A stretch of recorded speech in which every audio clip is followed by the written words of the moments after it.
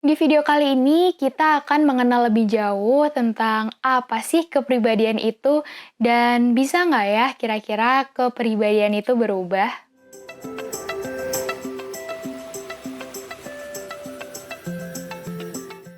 Halo, aku Diva. Sebelum kita mulai video kali ini, aku mau tanya dulu nih ke teman-teman. Pernah nggak sih teman-teman itu dengar ungkapan yang bilang kayak gini, "Eh, dia tuh emang kayak gitu tahu orangnya. Kepribadiannya dari kecil tuh emang udah kayak gitu. Nggak bakal bisa berubah deh pokoknya." Pernah nggak dengar kayak gitu? Atau mungkin justru teman-teman nih yang pernah mikir, kayaknya kepribadian aku dari kecil itu emang pemalu deh. Makanya aku tuh nggak berani kalau disuruh tampil di depan orang banyak. Sampai gede pun kayaknya aku nggak akan bisa jadi orang yang pede. Ayo, pernah nggak mikir kayak gitu? Menurut aku sih paling nggak sekali dalam seumur hidup kita pasti pernah ya dengar ungkapan-ungkapan tadi. Banyak orang yang mikir kalau kepribadian itu adalah suatu hal yang tetap nggak bisa berubah. Tapi sebenarnya emangnya kepribadian itu apa sih definisinya? Dan apa iya dari kita kecil sampai gede nanti kepribadiannya bakal gitu terus nggak akan berubah? Before going on to the answer, boleh banget teman-teman buka kolom komentar di bawah dan tulis jawaban atau opini teman-teman tentang kepribadian itu apa dan apakah bisa kepribadian itu berubah. Yuk kita tulis di kolom komentar. Nah, untuk menjawab pertanyaan-pertanyaan tadi, sebenarnya dalam ilmu psikologi itu banyak teori soal kepribadian manusia. Ini karena tahun 1960-an dulu ada 4 kelompok ahli yang berlomba-lomba untuk mengukur kepribadian manusia. Ada Tubbs dan Crystal, ada Goldberg, ada Kettle, dan yang terakhir ada Costa dan McRae. Tapi di video kali ini kita hanya akan membahas satu teori terkenal dari Tubbs dan Crystal, yaitu teori Ocean. Ocean kayak samudra ya, O-C-E-A-N. Teori Ocean ini sebenarnya merupakan singkatan dari 5 istilah Ocean. Yang pertama ada openness, ada conscientiousness, extraversion, agreeableness, dan yang terakhir adalah neuroticism.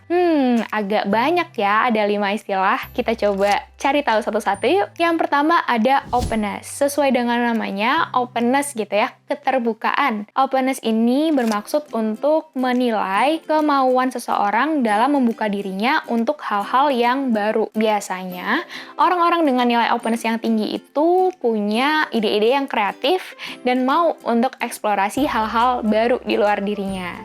Nah, dari kalian ada nggak nih kira-kira yang merasa punya nilai openness yang tinggi? Kalau ada, let me know ya. Bisa tulis di kolom komentar. Next, ada conscientiousness.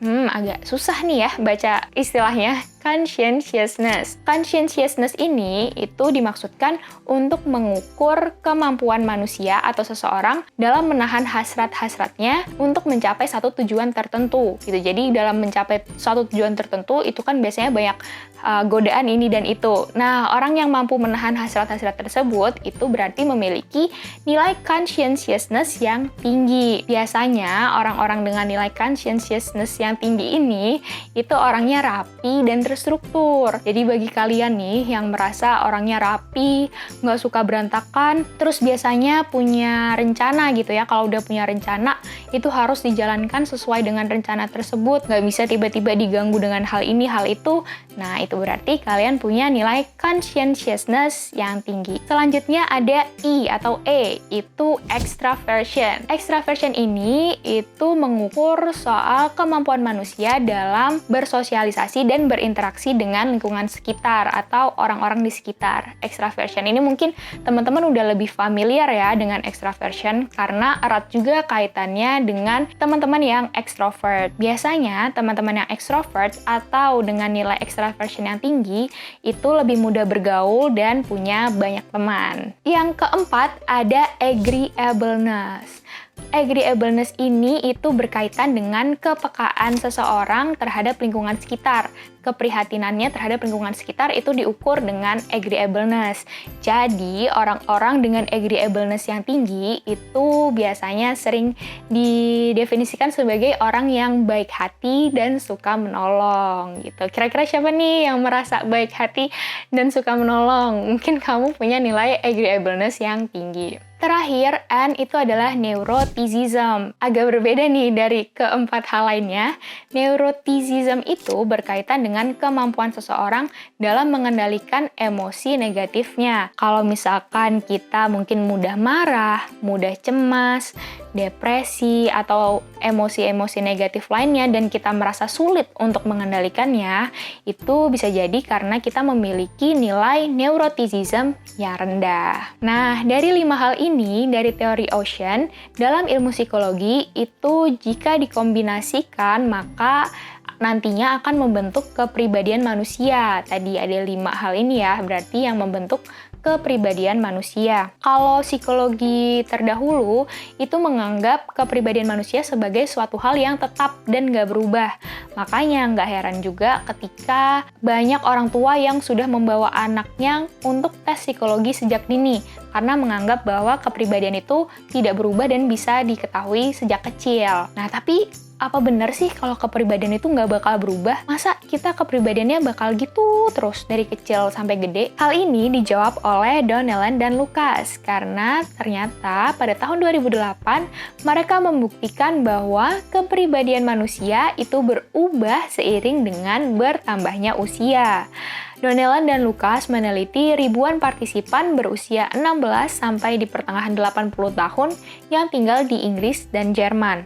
Hasilnya ternyata semakin bertambah usia seseorang, semakin menurun extraversion dan sifat openness-nya.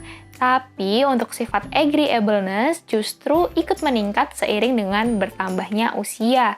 Makanya nggak heran ya kalau orang dewasa itu cenderung lebih peka dan peduli terhadap lingkungan sekitarnya, juga lebih suka menolong sesama. Nggak hanya itu, ketika seseorang berada di pertengahan usia dewasa, ternyata nilai consciousness mereka itu sedang berada di puncaknya, alias lagi tinggi-tingginya nih. Mungkin orang yang lagi di pertengahan usia dewasa itu umumnya lagi sibuk bekerja dan sibuk melakukan rutinitasnya, sehingga lebih rapi dan terstruktur. Oke, jadi sekarang kita udah tahu ya kalau ternyata kepribadian manusia itu berubah seiring dengan bertambahnya usia.